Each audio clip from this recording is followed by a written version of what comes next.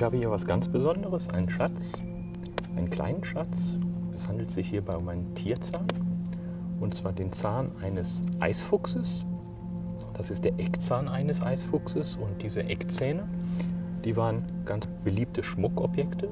Die wurden dem Kiefer entnommen und dann von beiden Seiten durchbohrt, sodass ein bikonisches Loch entsteht, also so sanduhrförmig könnte man sagen.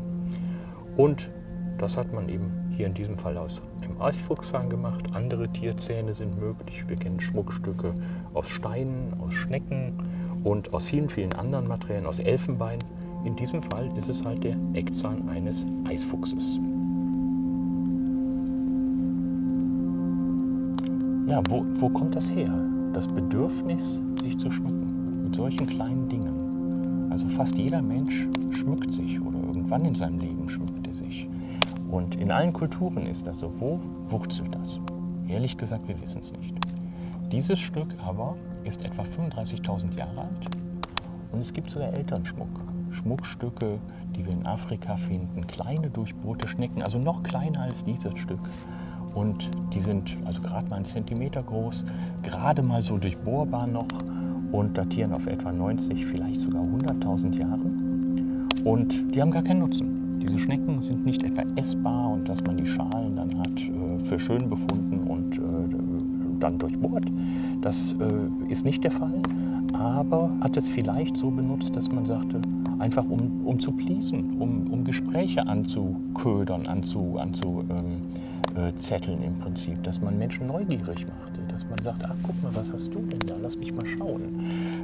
Dass man das auch gerne hätte, dass man den anderen imitiert, all das bringt Menschen zusammen. Wir denken zu gerne an Status, wir sehen hier keine hierarchischen Unterschiede in dieser Zeit, aber diese individuellen Lebensgeschichten, die werden hiermit unterstrichen. Und es werden damit natürlich auch soziale Signale gesandt und das passiert im öffentlichen Raum, im kommunal genutzten Raum. Und darüber denken wir gar nicht nach. Heute, wenn wir über unseren Alltagsschmuck nachdenken, dann denken wir immer darüber nach, es macht uns schöner, aber eigentlich senden wir eben diese soziale Signale. Man ist verheiratet, der andere protzt mit seiner teuren Uhr. Für all solche Dinge ist eben Schmuck ein hervorragendes Vehikel. Und deswegen schmücken wir uns auch im Alltag, fast ein jeder von uns. Und selbst Menschen, die sagen, ich lehne das ab, ich brauche das nicht, ich bin auch so schon schön, ja, die steigen vielleicht in den letzten Jahren auf Tattoos um. Auch nichts anderes, der Körperschmuck ist nichts anderes als das.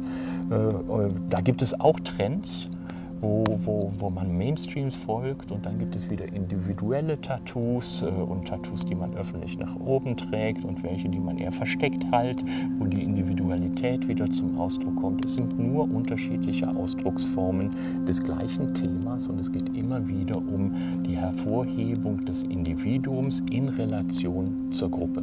Also an welcher Stelle bin ich Teil der Gruppe und an welcher Stelle unterscheide ich mich von ihr.